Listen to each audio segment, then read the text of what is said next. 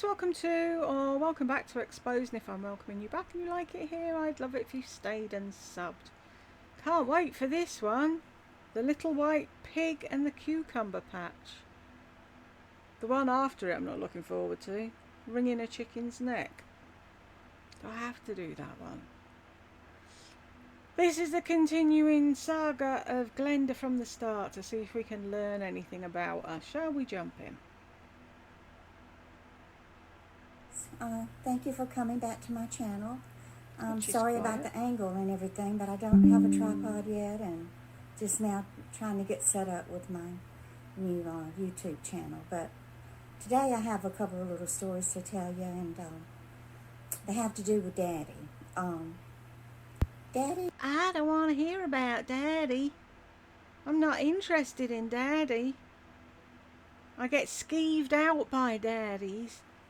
He was born in South Mississippi, and it was a town called Greenville, and it was him and his sister, and his mother, her name was Hetty, and his daddy's name was Romy, and you know, they had a hard scrap of life. I know he didn't have much growing up, and then when he was about 18 months old, he got polio, so he was crippled.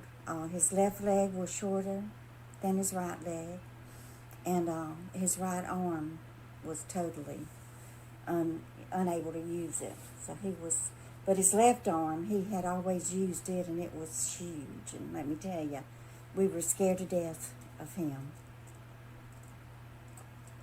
And the Just strength how that it he should had be. with that left arm. But after he married Mother, they ended up buying a 20. Why is mother mother and daddy's daddy? Shouldn't she be mummy or mama or something equally as southern? I don't think you liked mummy, did you? Was she like mine? But now you're like her, so what goes around?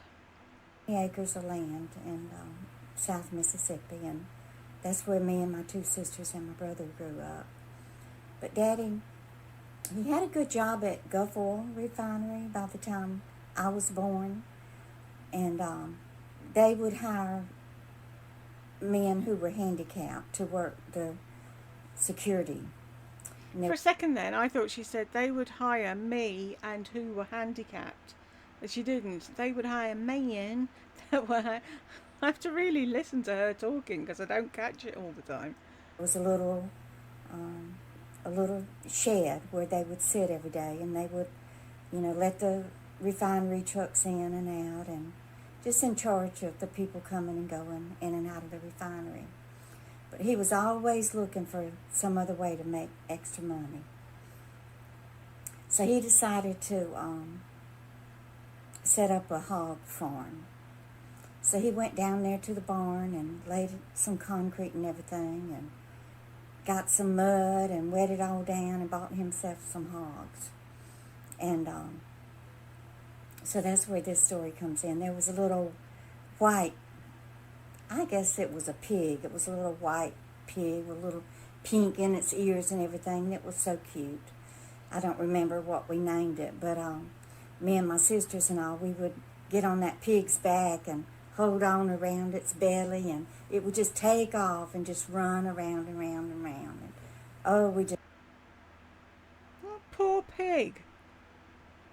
Carrying you and your sister lumping about on its back. That's not what it's made for.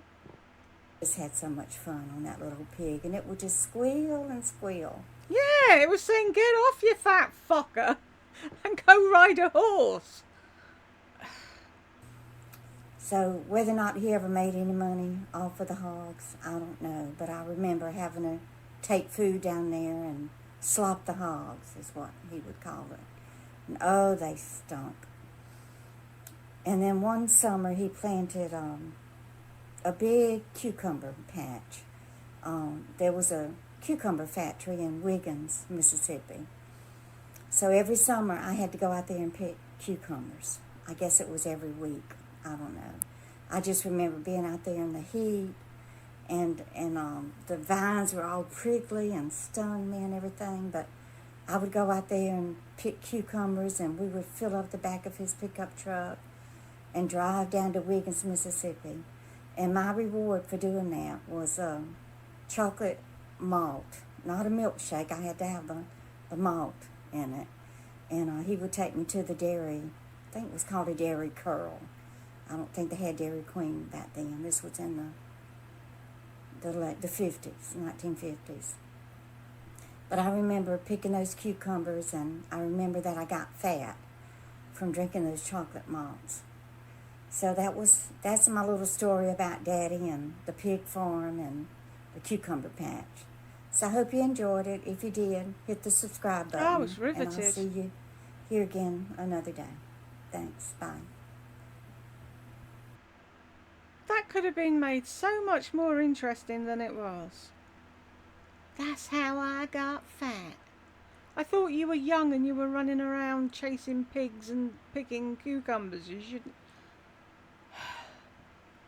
If you got to the end, thank you very much. And I will see you in the next one.